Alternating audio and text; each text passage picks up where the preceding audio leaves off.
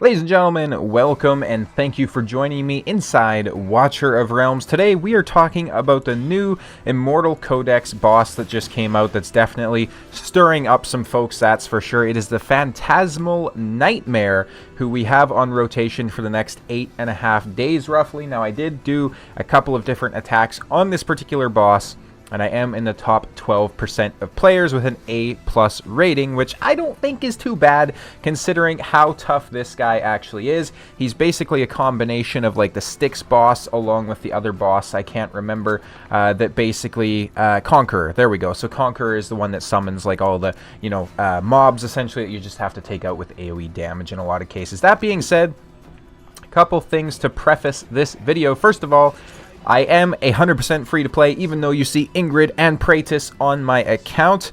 Yes, they will be in one of my teams. Just one, though. I am going to be showcasing or showing two teams. I'm going to go through and tell you how to set up essentially the second team, the team that I'm not using, and then I'm going to go ahead and show you my particular team and kind of walk you through it and what you want to be doing, essentially. So, a couple of champions, or heroes rather, that you will probably end up needing for this team though, or both of these teams. You're going to need either Setram or somebody else that can do a lot of multi-hits. So if you don't have Setram, essentially the follow-up option is going to be Helga. Helga is an absolutely insane hero for this particular content. She's also very good, obviously, for like Semra, Guild Boss 2, right? So you're probably going to have her built if you have her. And then, just anybody who's bringing in a lot of hits, because the first phase of the fight is based around doing as much AoE damage as possible and keeping down the bigger mobs, and then also killing these smaller skeletons that come in so you can get damage onto the boss. You'll see that a little bit in more detail here.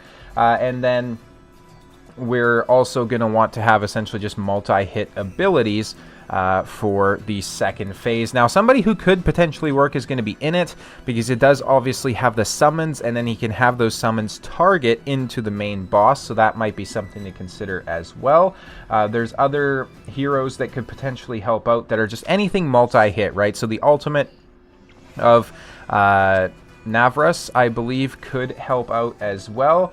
And then, just kind of the same ones that you would use for the Styx. So unfortunately, we don't have Styx on rotation right now, so we can't really see what we would have in here. But it is what it is. So this is going to be the team that I use to get my score. I know, very free-to-play friendly. I'm a free-to-play account, but that doesn't mean these are free-to-play friendly champions, right? And I understand that. So I'm going to be showcasing to you a second team as well. So let's go ahead and talk about that team.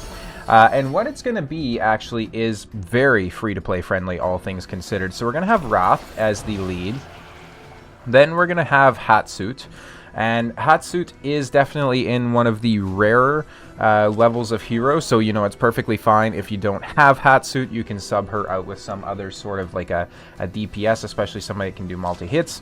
We're bringing in Setram. And then we're also bringing in Callista. And then we also have Valkyria to showcase on here too. So Valkyria is allegedly one of the more common legendary champions inside the entire game.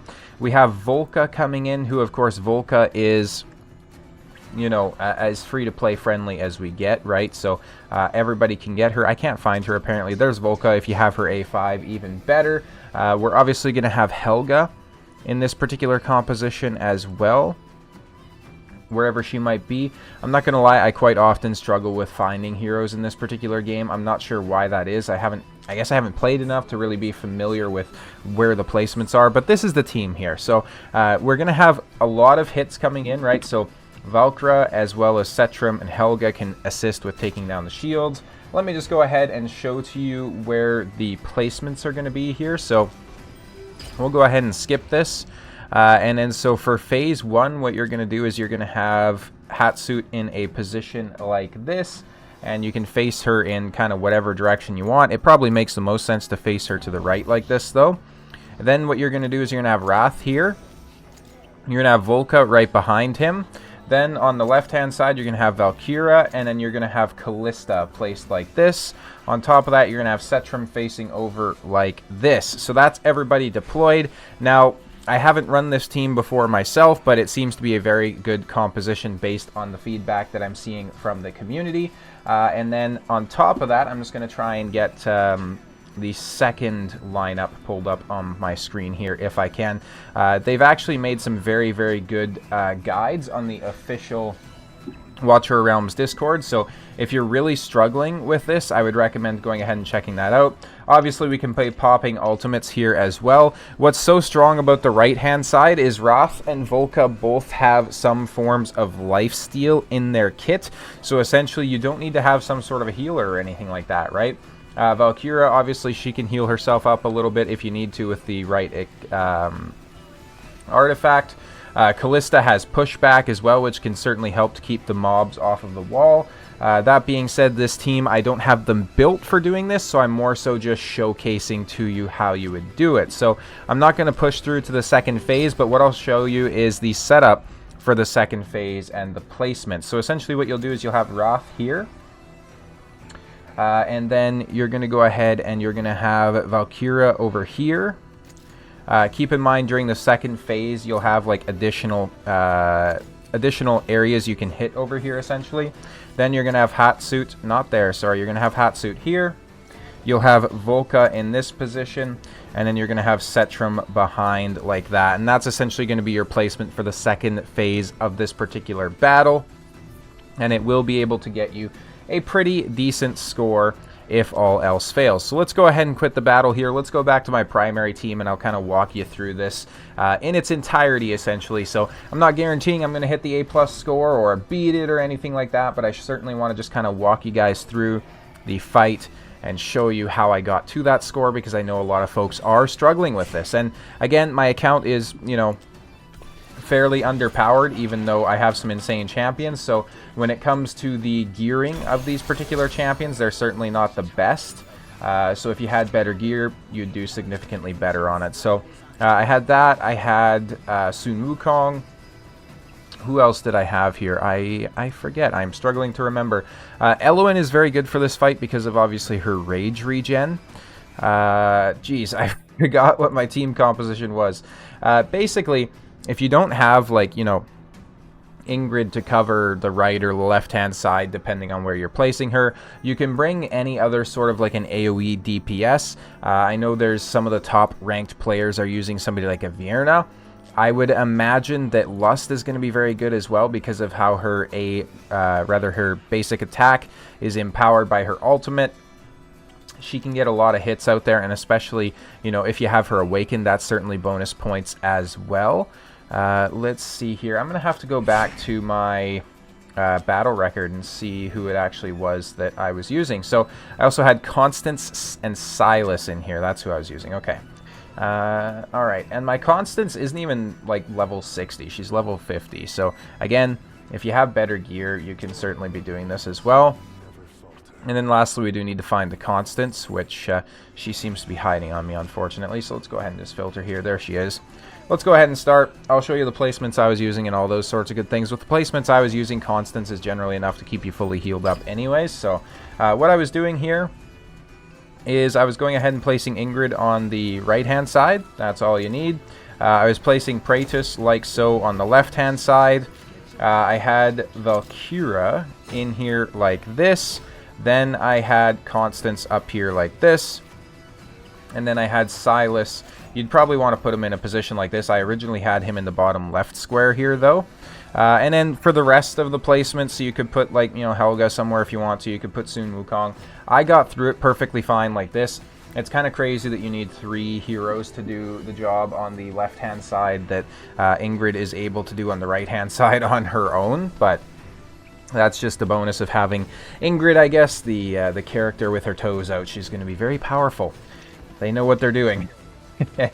And then one mistake I made initially when I was playing through this is I started to recall units as we were getting lower on the boss's HP bar. That is certainly something that you do not want to do. So essentially what you want to do is you want to leave all your heroes out. I can't select Constance. Yeah, we could put Sun Wukong down here like this, just since she is able to heal him. You want to leave your units down because once you flip over to the second phase of the fight, it's actually going to essentially just automatically recall all your units and you won't have a cooldown. Whereas if you pick them up, you still might have to wait for that deployment timer. Excuse me. So something just to consider there as well. I know it might seem like a noob mistake, but I mean, hey, I was a noob when I first ran this too, right? You can see we're kind of chunking through the boss here pretty good. During this phase, you can kind of periodically pop the Praetus ultimate as well, and just try to sync it up, obviously, with your Ingrid's big blast there, right? Like her laser cannon. You can also feel free to pop, like, the ultimates of the rest of your heroes. You do have to replace the heroes on the second phase, so it doesn't make a whole lot of sense to save those ultimates or anything like that. And of course, we are going to have a little bit of a different placement on the second part of this fight as well. So Constance is actually such a underrated hero for this, because she's obviously bringing AoE heals that are pretty chunky heals. My Sun Wukong did go down, unfortunately. With his timer, though, we should be able to bring him back by the time we get to the second phase. But yeah, she's bringing AoE heals, which you can see she has a very decent range on that, obviously. And more importantly, she's also bringing in inspiration. So if you're unfamiliar, inspiration is basically one of the strongest versions of like attack up in this game. If you come from like Raid Shadow Legends, it's very similar to like your increase attack, and it's one of the most powerful ways to get it, right? Not only that, you can also put her with like an invigoration set, and then you're just kind of doubling up on that particular bonus. We'll go ahead and just keep popping the Praetus Hammer here as well, right in front of the Ingrid pop there, which was perfect timing. And the cool thing about Constance, too, is for the second phase, you can see that she does actually have range outside of this initial deployment area.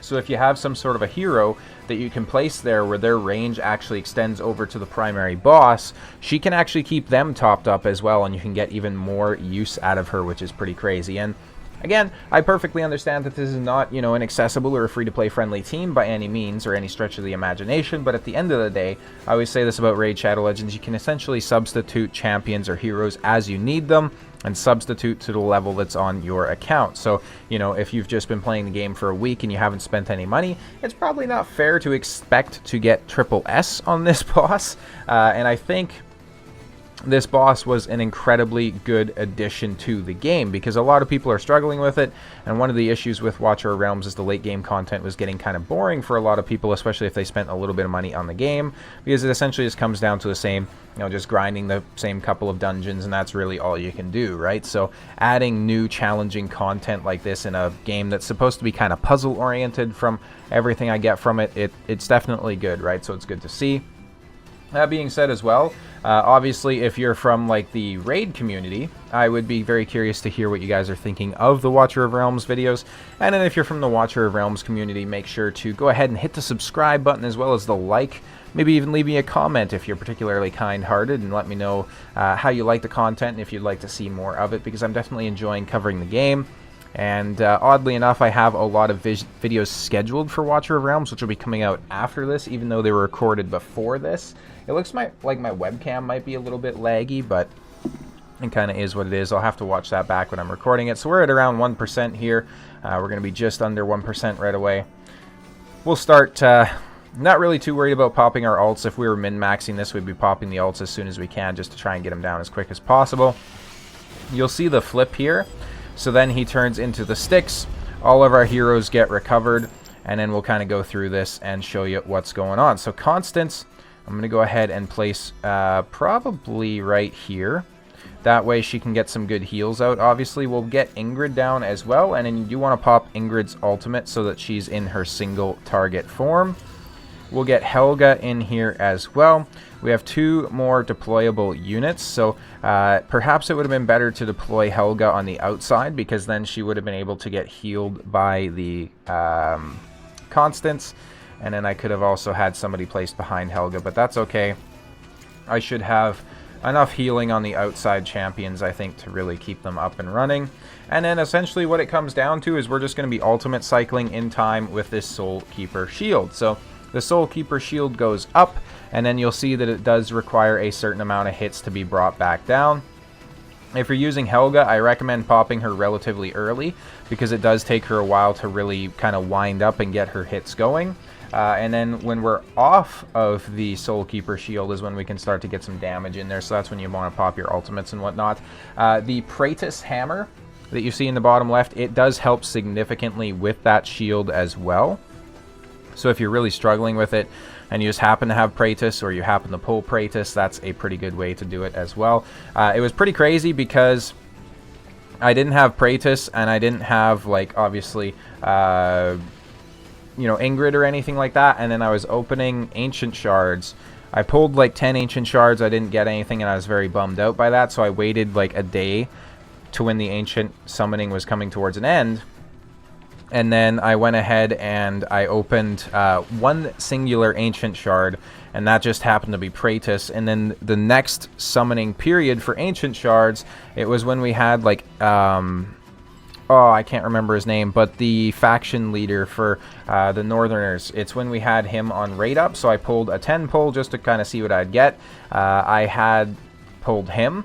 And then I also got Ingrid in the same 10 pull. Actually, I think I shared a screenshot of it on my community tab, so you can go ahead and feel free to take a look at that on YouTube. I've been sharing a lot more stuff on there recently, so make sure to check that out if you're curious about the goings-on in the game and whatnot. The other thing is, with this, so if you do successfully take down the shield, you do actually get a 50% rage regen to your heroes, so you can get like a nice little boost there to your rage. Which makes it easier to cycle through the ultimates, especially on somebody like a Setram or something like that. You know, heroes that don't traditionally have very good rage regen or whatnot. So that's something to consider as well. It is quite nice, that's for sure. Again, I don't know how well this particular run is going to do. I was almost at a mil, I think, on my other run, so we'll have to see essentially. Hoping we do well, because it seems to be going good so far. And then just make sure that you do switch Ingrid to her single target form. I know there's sometimes people make the mistake of keeping her in her AoE form. And we are taking in quite a bit of damage here as well. So if you are struggling to stay alive, you might want to go ahead and essentially just place Constance in more of like a healing oriented build, as opposed to like a pseudo kind of like inspiration build like I have, because she's still going to bring inspiration for your team, but you know, just depends on what you need. Essentially tailor it to your particular account, of course. We are getting the AoEs coming up here. Absolutely cool looking animations for that, by the way. Like just seeing all the kind of like phantoms coming through the ground and whatnot looks so cool. We have the shield coming up here. I kind of like to pop Helga around halfway, and then you can see that she's pretty much popped right with when the shield goes up, which is very nice. We have like the, I think it's the 350 or the 400 hits on this particular shield, and we are going to take it down just barely without issue. Maybe even not? Question mark? No, we do get it. We just get it. So it looks like our run is probably coming to an end here. Of course, if you have heroes that can hit more, right? So if you have an A5 Wukong, he seems to be absolutely insane for this. And then if you bring Setram in, he'll help you out a lot as well. All things considered, I think Setram might actually be a little bit better than somebody like an Ingrid. The only thing is that obviously Ingrid is going to keep you going a lot on the right-hand side or the left-hand side, wherever you place her, with the AoE damage there, essentially. So if you don't have Ingrid doing that, you have to bring in somebody else that can do it. And that can be kind of problematic, just depending. So it looks like we aren't going to take down this shield, unfortunately. We're about 40 hits short there, and we do get reaped by his massive scythe. So again, A+ certainly isn't bad for this particular boss. We did not set a new record there, unfortunately.